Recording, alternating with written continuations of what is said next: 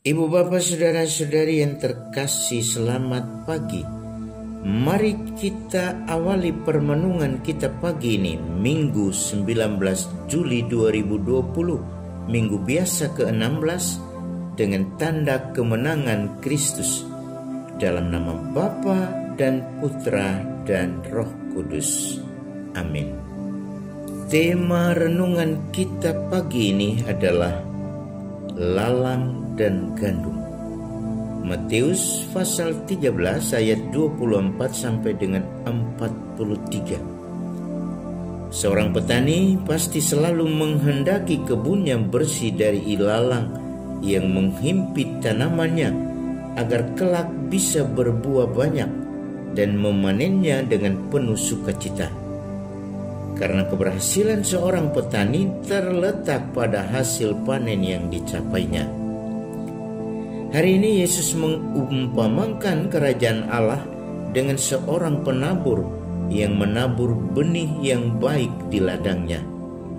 Namun saat tumbuh, gandum di ladang itu dihimpit oleh lalang, karena ternyata ada orang jahat yang menghendaki kegagalan si petani dengan menabur juga bibit ilalang di dalamnya.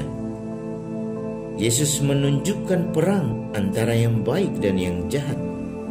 Namun dia tidak menghendaki yang jahat dimatikan demi yang baik itu, karena semuanya akan tiba waktunya untuk menerima ganjaran yang setimpal.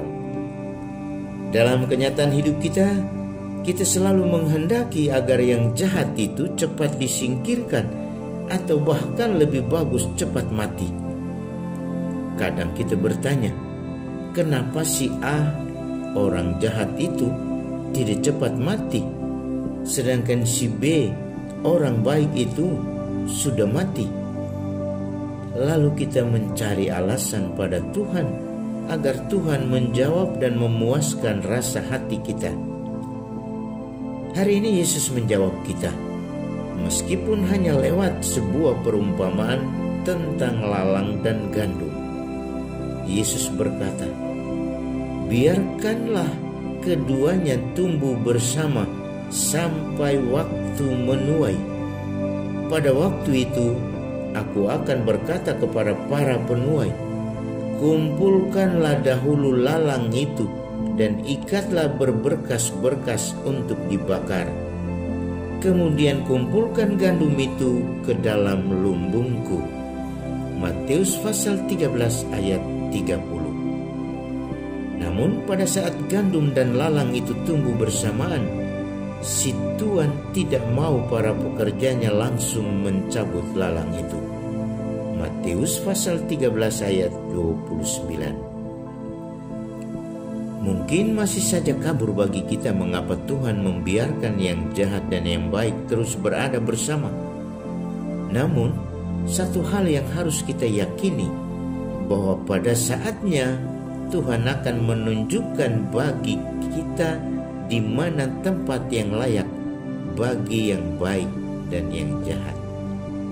Karena itu, biarkan kehendak Tuhan terjadi atas orang baik dan orang jahat, karena Dia yang lebih tahu apa yang baik bagi keduanya.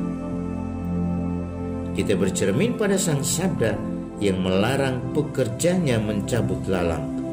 Biarkanlah keduanya tumbuh bersama sampai waktu menuai. Matius pasal 13 ayat 30. Saudara yang terkasih, yang baik pasti tetap berbuah, meskipun selalu dihimpit. Salam Kornovum, hati baru. Dia yang selalu menuntun kita kepada kebaikan, senantiasa memberkati kita semua, dalam nama Bapa dan Putra dan Roh Kudus.